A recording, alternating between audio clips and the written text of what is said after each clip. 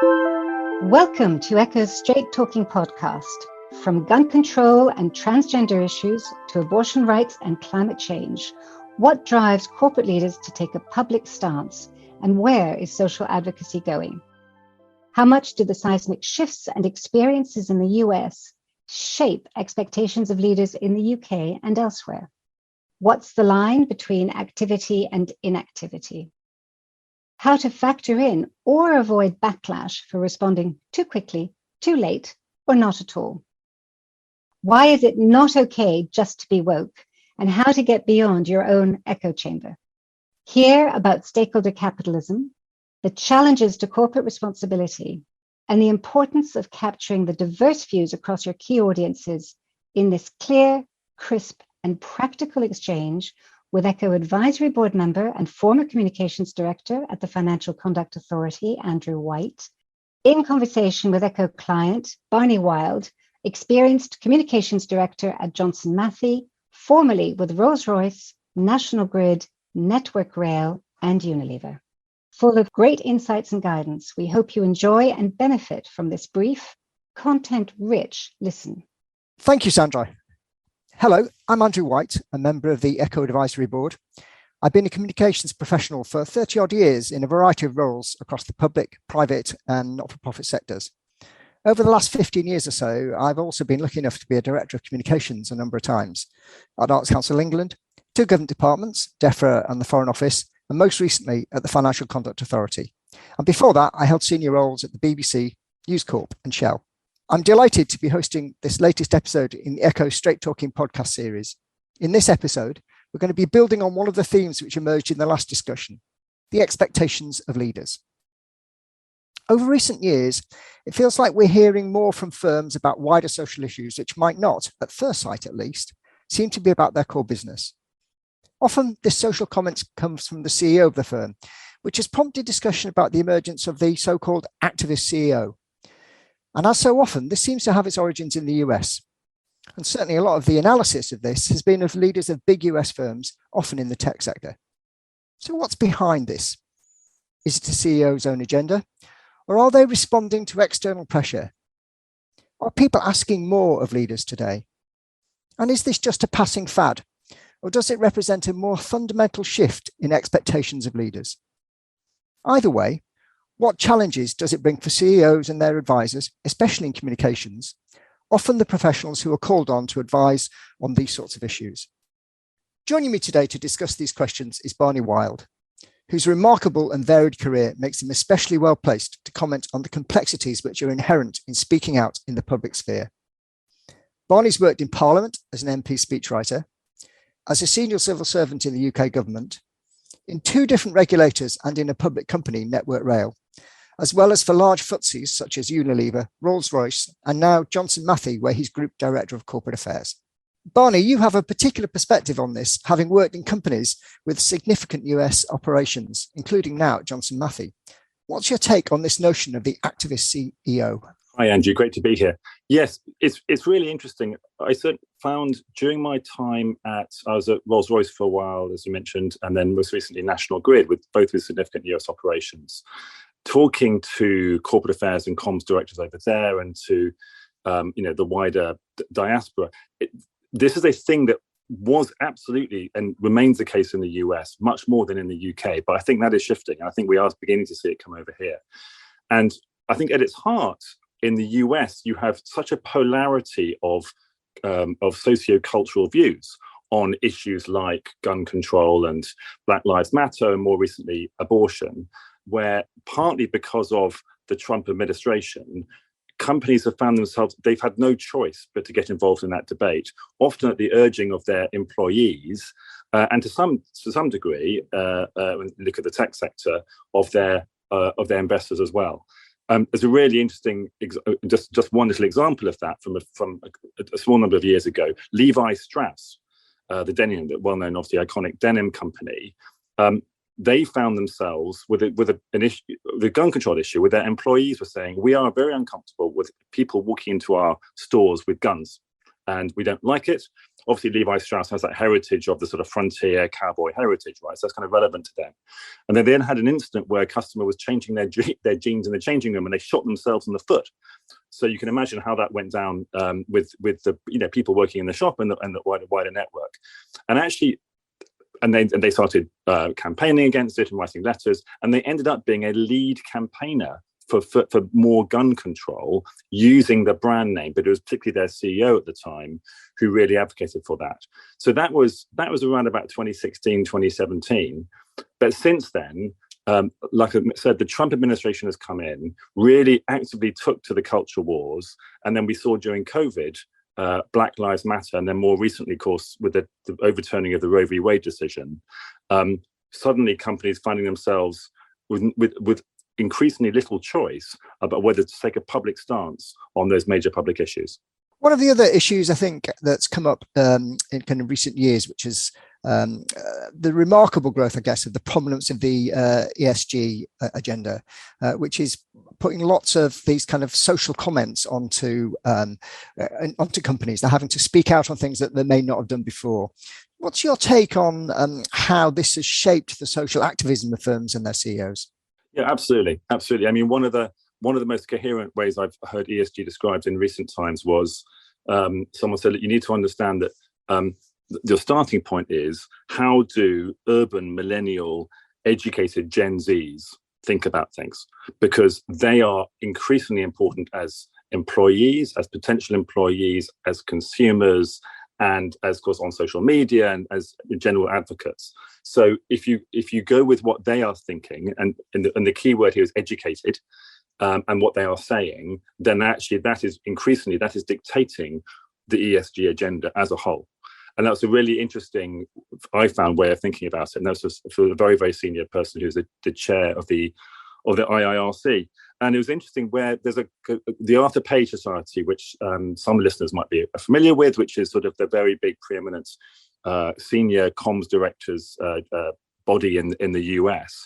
I was fortunate enough to be involved in their working group of a new paper called Stakeholder, Capitalism and ESG. And it's a sort of a policy paper, but a guide for comms directors. And interestingly, when they talk about ways to create stakeholder value, they look at it in three ways. One is your core business, your goods and services. The second is what they call ESG operations, so the kind of classic, the tripartite thing of the E, S, and G. But the third pillar was what they call corporate social advocacy, which is this agenda of CEO and wider corporate advocacy about speaking out on public issues that are not necessarily directly connected with your company. And this seemed to me I recognized it from the US, but very alien to really where certainly UK and European and Asian companies are. And they wouldn't dream generally of doing that unless you had a particular sort of character as a CEO. Why on earth would you do that? I mean, the risks are so huge, and I think in many ways they remain huge. But it's become more and more of a thing in the US, particularly for urban-based and on the East Coast and the West Coast companies. And when I challenged them, I said, look, give me some examples of where this is happening. Actually, the examples began to come thick and fast. The Levi Strauss one was one of them, but the others as well. And I think with one of the big changes that happened in COVID, and I think there's quite a lot of head scratching at the moment now. I say, okay, beyond the whole working from home agenda, what has really changed post COVID? And I think one of the things that's changed is, as we've seen brilliantly in a previous podcast, is this idea of empathetic leadership. But the Black Lives Matter during COVID didn't really, it hit the rest of the world, but it was just seismic in the US, where it became kind of binary. You had to have a view on it, and you had not only that, you had to state a view on it. And I think that was a kind of a crossing the Rubicon moment for a lot of companies, and they realized they had no choice but to go there. It's interesting because I was going to pick up the point about diversity, because I think this is one area where it seems to me the dial has started to shift markedly over the last 10 years ago. I agree with you about Black Lives Matter, and actually I think there were some ripples over here, and certainly both in the organisation I worked at the time and others I've spoken to, there was a clear articulation of an expectation from staff, some from Black and Asian and minority ethnic groups, but also other staff, maybe some of the kind of sort of millennial Gen Z group you were talking about, that they were expected their leaders, their CEOs, their directors to speak out on that. And I think it's interesting that, as I say, that's kind of shifted in kind of the last 10 years ago. And I think we've seen that kind of recently. A topical example to me is the way in the last kind of 2 months or so, we've seen pride has been a focus on a lot of external corporate comms activity in a lot of firms. And I think 10 years ago, that wouldn't have been the case. In those days, it would probably, D&I was seen as an internal matter owned and driven by the HR department. But now it's kind of being seen as kind of core to business. As a former comms director, obviously this feels intuitively like good news. We always wanted consistency of internal and external messaging. But as you say, I think people, staff and external audiences seem to be expecting firms to live up to their values on these things and speak out about it externally. Yes, absolutely. And completely agree with you about the D&I or DE&I or the DEI and B agenda, depending who you're talking to. It's a big active debate about which of those acronyms you use, actually, and I think that's going to carry on for a while. But it's all good because it shows that we are having active debates about what inclusion means, what belonging means, the intersectionality with diversity and inclusion and so on. And I think we'd all agree that there's probably quite a long way to go on that to really embed that thinking in the culture and in the way companies do their business and the way they recruit and the way they manage and so on, and recognizing that for the diversity agenda in its broadest form is there and is not fully recognized. And pride, as you say, has become an absolute thing, which, by the way, again, in the US 5 years ago, we had massive great pride floats going through the kind of the major cities where companies had operations in a way you didn't really in the UK in kind of the corporate involvement. Now, absolutely, I think probably most comms directors would have spent their time, or at least part of their time, organising floats and making sure that the branding was right and organising multicolored logos on your LinkedIn profile and all that kind of stuff. And it's become normalised, and I think that's great. Clearly, there was this rather disparaging or this rather loaded term woke, isn't there? And I don't want to kind of get too much into that, but that does lead to the debate needs to mature on that. And obviously, we're seeing it through the whole prism of trans and gender identity and so on, where I think things have got a bit tied up, which is a shame, really, because actually it's in the wider scheme of things, it is a very, very much a minority issue, but it is one that we as companies cannot avoid. In fact, it's interesting, isn't it? I mean, you highlight the trans example there, and recently we've seen a couple of examples of the sort of intervention you've been talking about here in the UK. You mentioned that you'd seen some signs of it coming here in the UK, and I just cite a couple of examples which have generated, understandably, perhaps because they are quite unusual, quite a bit of media coverage. First of all, Iceland CEO Richard Walker's assertive comments on the cost of living crisis. He went quite public about his concerns about that. But on the trans issue in particular, we saw Halifax, who had introduced a policy that their staff should have badges with their pronouns on around their name badges. And they got some queries and complaints about that from customers. And their response was to say that those customers should consider closing their account. Now, whatever your view on the rights and wrongs of those specific issues, and they are both kind of difficult and nuanced issues for lots of people, and in some areas they're quite contested. But whatever your view on those issues, it was striking to see such unequivocal interventions from corporates. And I think what I thought was interesting, it was the language that they used was some way away from the kind of studiedly balanced, measured language that traditional corporate statements are made in. And as I say, unsurprisingly, both of them, and there have been other similar incidents because I've highlighted those, but there are others, have generated a bit of media commentary recently and brought us back to that kind of debate about woke and about this kind of corporate activism. Yeah, that's right. I mean, I think it does, as you said, beginning, it does, a lot of it does spring from ESG. The point of ESG is where it's getting interesting is that if you embrace it, by definition, you are embracing the fact of a wider point of view beyond your core company, role, statutory role of making money for your shareholders. Now, so we're moving, as we all know, we're moving increasingly from a shareholder capitalism to stakeholder capitalism. But the waterfront of ESG is very, very broad, particularly, as you've mentioned, across the S. Does mean that if you're taking it seriously and you're going to take it seriously, and you've been seen to take it seriously, by definition, you have a point of view about the environment, about D&I, about your local communities, about the role of your company and its people, and all your impact, societal impact that you have around you. And if you accept that, then it's not a huge leap to say, then yes, this is a company of individuals with a beating heart and with a corporate point of view on a whole range of things. So, the next logical step, as we've seen in the States, is companies taking a view on wider issues. I think those examples you give, what I've seen in the UK so far is companies absolutely sticking to issues that are directly relevant to them or their customers or their people, and you can tie it back very explicitly to their own businesses. And I think that's how things will probably continue for the foreseeable future. So the Halifax example was, they have to have name badges. When you're facing customers, you have a name badge.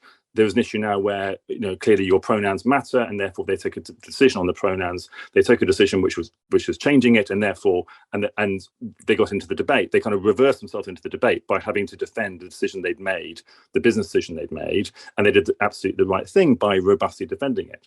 Because, so I think it means that, when you take a stance on something, in your business terms, make sure it's properly thought through and make sure you got the rationale. And actually, from a comms point of view, obviously make sure you've rehearsed the argument and you've really torture tested it, and be clear what you stand for. And then don't get caught out with saying, okay, you seem to be now doing this. This is controversial, because a lot of these things are controversial.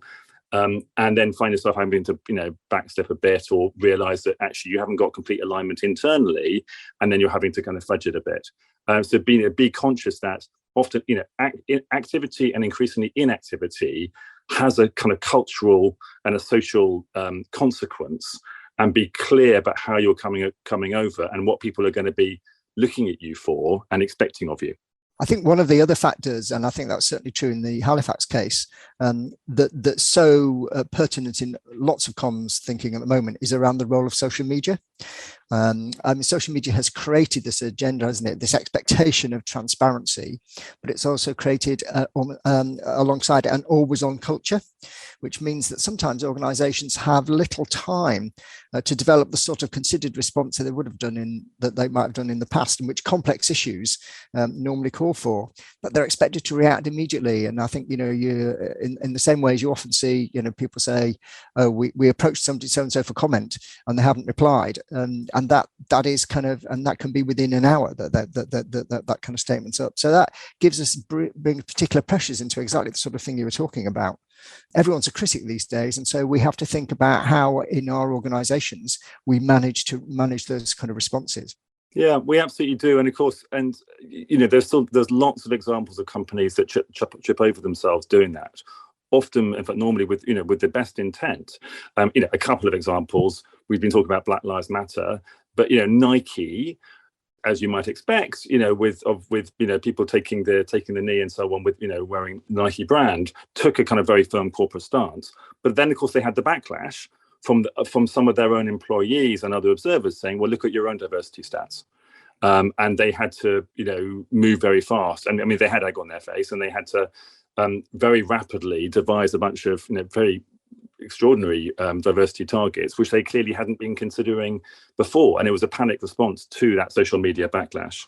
I mean, the other example some people may have seen, which is a big deal for them, was Disney. Now, Disney, for those any of you who've been to Disney World down in Florida, Disney basically owns part of Florida. I mean, they literally own it, and they have their own set of laws. So, when you're driving to a Disney World, you are on Disneyland and under Disney bylaws and so on. And so they have this special legal status. They, earlier on this year, as part of the, I think it was the state elections, and they have a very right-wing Republican governor. They found themselves on the other side of him in opposition to a new Florida law, which is about banning classroom instructions on sexual orientation and gender, actually, and gender identity, in kindergarten through to third grade. Disney took a public stance as a result of I'm sure their core values, but certainly the core values of I'm sure, a very large number of their employees, particularly the kind of Gen Z millennials. And what they hadn't counted on was Florida turning around and retracting their special legal status. That is a massive political and commercial price they've had to pay. Now, I'm not saying whether they did the right thing or not, but they certainly didn't. They certainly hadn't factored that in. And they by the way, they lost their probably unfairly their comms director as a result of that, who'd only been there a matter of months. Yeah, it's interesting, Barney, isn't it? Because one of the things we've touched on quite a lot in this discussion so far has been the role of millennials or kind of Gen Z, both within organisations and as in those wider activist groups externally the organisations. I just wonder if this is something we can see getting more of, particularly as that cohort becomes more influential in the natural order of things. They move up the hierarchy in organisations that become more influential in those external stakeholder groups. So do we think that kind of we can see this desire for not just CEO activism, but social commentary increasing as millennials go through the system over the next few years? Yes, I think so. And I think we have seen it, as we've kind of over the last 10 to 12 years, we've seen corporates having to respond to the changing kind of priorities and as well, if you like, the activism of millennials. I think it's quite interesting. I think both in the US and UK, and actually broader Europe, certainly, we shouldn't put them all into one big bucket of these are all, highly kind of liberal woke people. There's a broad diversity of views and backgrounds, at all in all ages. And I think one of the interesting things to see is if we believe that we're going to have increased equality of opportunity, and that is a big if, but if we therefore think that we're going to, and we certainly hope that more people will have opportunity to join the workforce and join sort of corporate Britain and corporate US.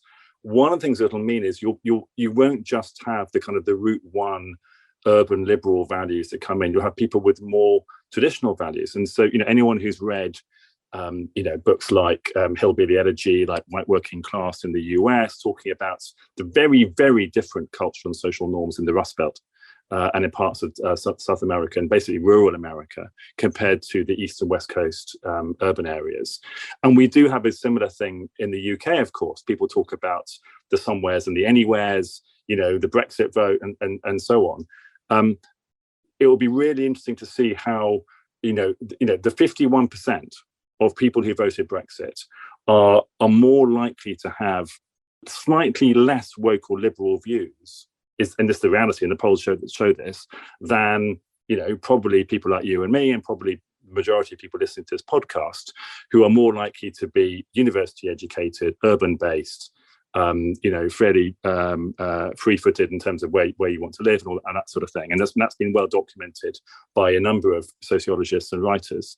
So as you see that coming into the workplace, it's not as simple as 20-somethings are uber liberal and want companies to be uber, right on liberal too. It's more nuanced than that. And one of the areas, I was at Unilever about 10 years ago, and Ben and Jerry's, of course, was one of the Unilever brands, which is really out there in terms of talk about corporate activism and CEO activism and so on. You basically had these two dope-smoking hippies from Vermont who set up this kind of company, and they were living the dream, and got bought by Unilever. And the explicit deal was, we get to carry on campaigning on things that we care about, and they care about a lot, right? They care about a lot of different issues, and they have named all their tubs of ice cream and all this kind of stuff, and they have, by the way, shot themselves in the foot a couple of times recently. But one of the interesting things at Unilever was when we would do internal stories about Ben and Jerry's campaigning in the US on gay marriage, for example, and certain other areas, there would be really quite a backlash from other parts of the world. So, Unilever employees who just say, it's not as if they were, people working the shop floor with unreconstructed views. These are people in good white collar jobs, but they're, but because of their faith, because of their cultural backgrounds, they had a real problem with this stuff, and they weren't abusive, but they made it very clear they had an issue. So the company did have to take a stand, and we did take a stand and say, thank you very much. This is what they believe, and this is what we believe, and we're a broad church, but we're not going to back down on this. So I think there's just a slight warning here about, particularly, I suppose, multinational companies, and particularly in a world where India and China, a huge part of the future. We have very different social and cultural views in those places, and don't assume that if you're sort of liberal left, Guardian or other broadsheet reading, that is, everyone assumes that their worldview is sort of the mainstream, especially if you're in an echo chamber on social media and your social circle where everyone basically agrees with each other, which I think we all agree we're seeing more and more than ever before. It is not the case. There's much greater diversity of views and backgrounds and cultural experiences out there. And I think corporates, particularly in multinationals, are going to have to tread particularly carefully through that. I think that's a really helpful caution and really thoughtful, because I mean, in some ways, it's a kind of classic mistake that people make, which is to assume a homogeneity of your audiences. But actually, one of the classic comms principles is really get to understand your audience, really understand what motivates them, what interests them, what their aspirations are, and understand what they really think about you, not what you think they think about you, or even not what you want them to think about you, but what they actually think about you as an organization or as a company or whatever you are. And I think that's, getting inside and building up proper audience insight across the diversity of your audiences, I think is as always a fundamental principle in this, as it is in everything else we do in communications. It is, and it comes down to judgment, doesn't it? So often you can get all the data, and you need to get all the data, and to speak far and wide. But ultimately, it is a judgment, and often it's what's the least worst thing to do. And I mean, and a current example is, I mentioned the abortion debate with the overturning of Roe v. Wade, that iconic Supreme Court judgment from the early 70s, which basically means that large numbers of states, particularly those with Republican governors, are going to be effectively banning abortion, almost completely, if not completely. And it started to happen. It's going to carry on happening, and in huge parts of the US. So what is and corporates are having to respond to this, particularly those who have employees in those states, where typically what a lot of corporates have been saying is, we will pay for you to travel to another state to have an abortion if you need to, and we'll arrange it for you and we'll pay for that. Now, there's a legal issue there. It was not completely clear, and that needs to be tested whether that is legal or not, which would be really interesting to follow.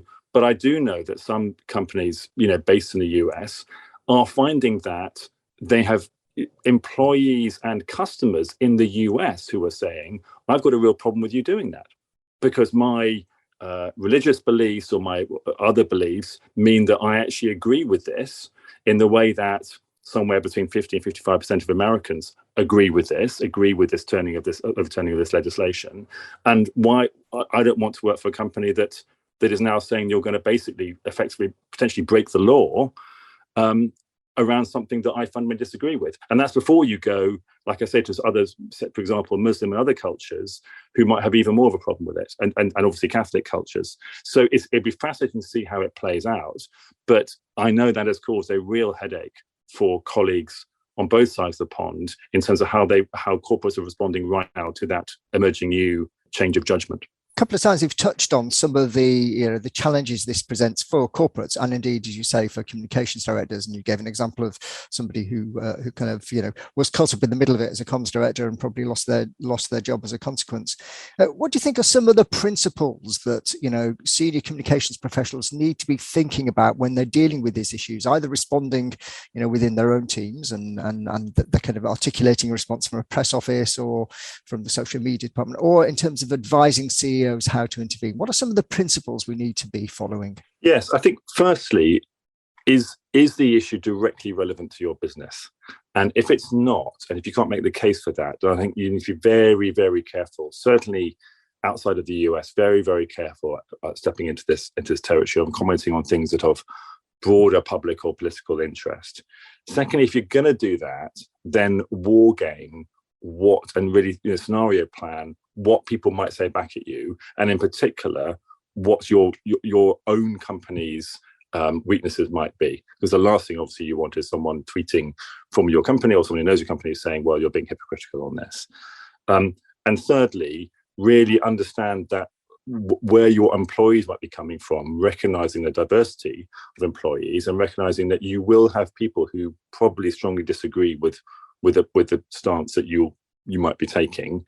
And do you know how to handle that? And is that okay? Those are the three main things I'd say. And lastly, if you are getting into that space, I would recommend the Arthur Page Society publication. There's just come out, Stakeholder, Capitalism and ESG, where there's a whole chapter about this, including a chapter on how American companies have organized themselves to manage it as well as possible. So, I mean, I think that's probably a good note to finish on there, which is, as always with communications professionals, it's about using judgment informed by insight and data and analysis and consistency with what the company stands for and the company's kind of core beliefs or the organization's values. Barney, that's been fantastic. Thank you so much for your contribution. It's been a really good discussion. I hope people have enjoyed it and taken something out away from this conversation about this emerging phenomenon of kind of activism amongst CEOs and amongst companies, and how we as communications professionals need to be aware of it, acutely aware of it, and developing our practice accordingly. Thanks again, Barney, and thank you very much, everyone, for listening.